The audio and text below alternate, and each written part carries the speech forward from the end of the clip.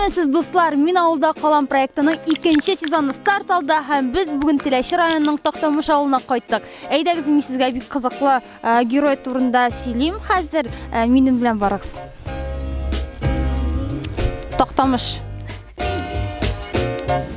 Менә дуслар, без сөтчелек комплексы дип язылган җирдә басып торабыз һәм безнең бүгенге кунагыбыз ул Рәмзил. Рәмзил, үзегезнең әлеге эшчәнлегегез турында сөйләп китегез әле. Мин үзем эшли башладым 2009 елдан эшли башладым. Безнең элек районда, ике район арасында, Теләче Саба район арасында иң беренче фермер әти булды. Аның өчен мин дәвам итәм. Хәзерге вакытта без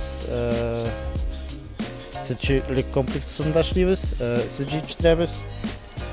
Шу сыерларга икмәк җитештерәбез. Төп эшебез шул животноводство, растениеводство. Ничә сыерыгыз бар?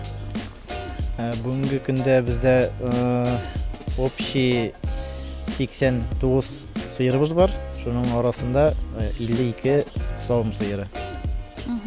Кайда сез алар өчен ашамлык җиткерәсез? Кайда үстерәсез? Безнең үзебезнең җирләребез бар. Общий 205 гектар.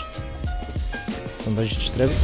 Сез сөтчелек белән генә шөгыльләнәсезме, әллә итчелек белән дәме? Бу сыерларны, бозауларны җибәрәсезме бирак кая сатып? Бүгенге көндә безнең төп максат сөт җитештерү. Бозауларны яшь килеш авылдашларга саткалыйбыз, аларга ярдәм итәбез. Бозау кирәк булгач, безнең якларда колхоз юк. Шуңарда аларга бәләкәй бозауларны сатабыз. Төп максат сөт белән эшләү, но бар планда ит белән дә эшләп китәргә. Шушы 1-2 ел эчендә ит токымы бозауларны алып кайтара. Менә бу бәләкәй бозауларның бәясе ничә сум? Аларныкы примерно шул 20 мең тирәсе. Сыерларны сатмыйсыз? Юк, аларны сатмыйбыз. Сатып аласызмы? Әйе, еш сыерларны сатып алабыз, тоналар дип аталалар. Менә бу елны без Кировский областан алып кайттык, племя хозяйстводан 29 тонна алып кайттык.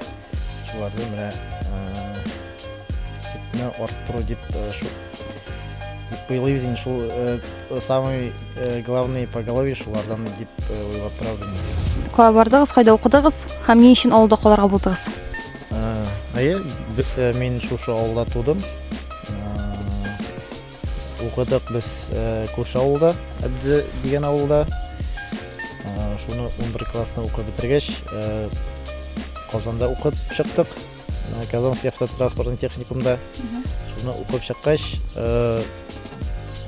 күп түгел, бер ярты еллап эшләп карадым район тирәсендә. Маслы заводта. Ул чакта зарплата орта күп түгел иде.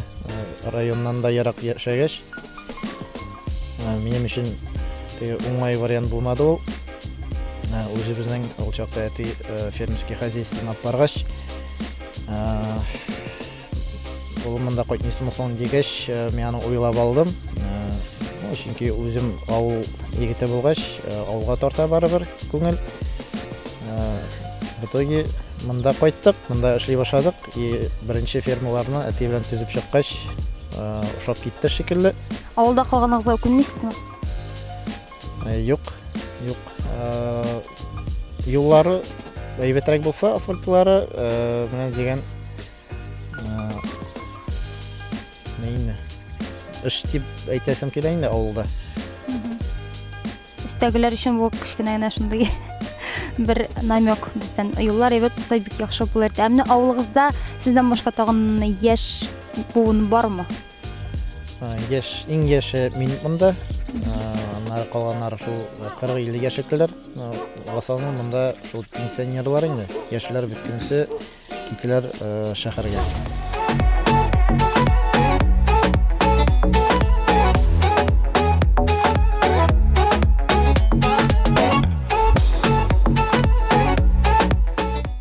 Дуслар, Рәмзилнең тормыш иптәше Ләйлә, хәерле көннәр.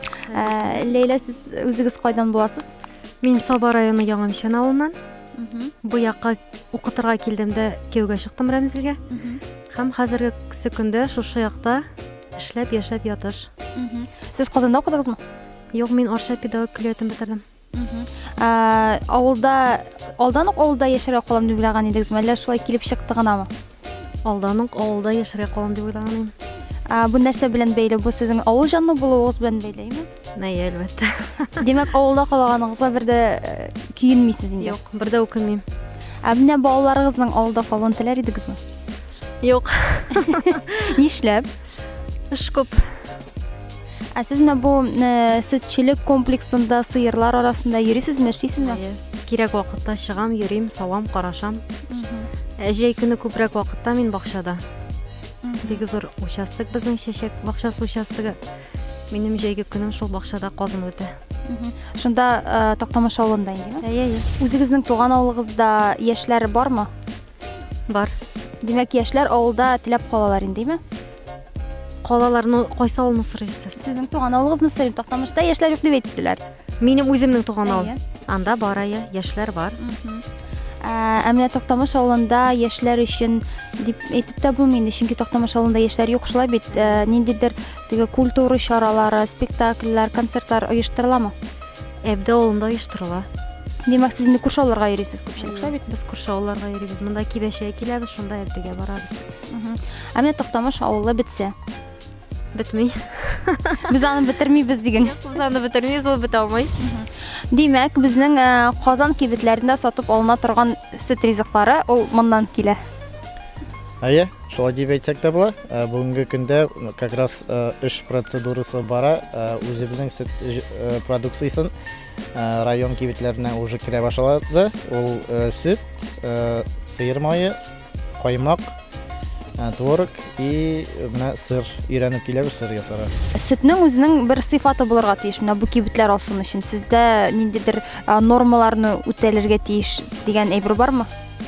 Норманы үтәргә тырышабыз. Бүгенге көндә технологта бер связьда торабыз инде. Технолог безне өйрәтеп, шул технологияны үтеп барабыз инде.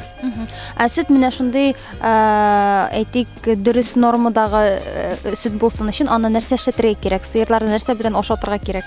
Основной корм шул грубый корм, печень, салам, кукурузлар бирәбез, аннары добавкалар да әзгенә бирәбез, әзгенә сөт күләмен арттырырга.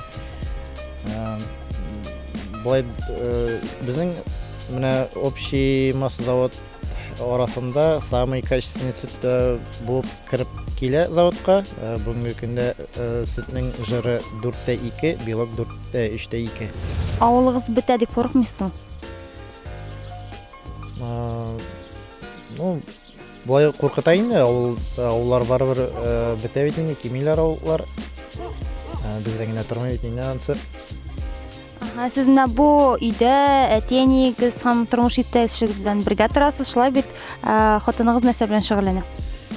Әйе, шушы йортта без әтиәни, тормыш иптәшебез, балалар белән яшибез. Тормыш иптәшем бүгенге көндә садикта воспитатель булып эшли. Үзебезнең балаларны шунда барып, укытып, уйнатып дигәндәй алып кайта. Димәк, садик бунда авылда? Юк, ансы опять-таки шул күрше авылда, ансы уже Саба районында, Кибәш дигән авылда, моннан 12 километр. Шунда барып эшли. Безнең авылда эш юк. Сезнең авылда мәктәп тә юк, балалар бакчасы да юк булып чыга. Әйе. Бу кызганыч хәл һәм менә авылларны яшәтер өчен нәрсә эшләргә кирәк икән?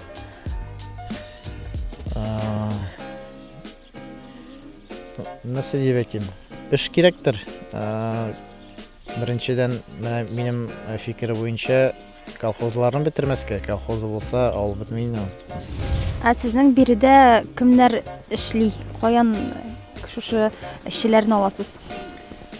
Бүгенге көндә без алып кайтабыз Шит районнан, Шит областан алып кайтабыз. Менә бүгенге көндә Мамаш районнан бер егет эшли, ансы уже почти 8 ел эшли бездә.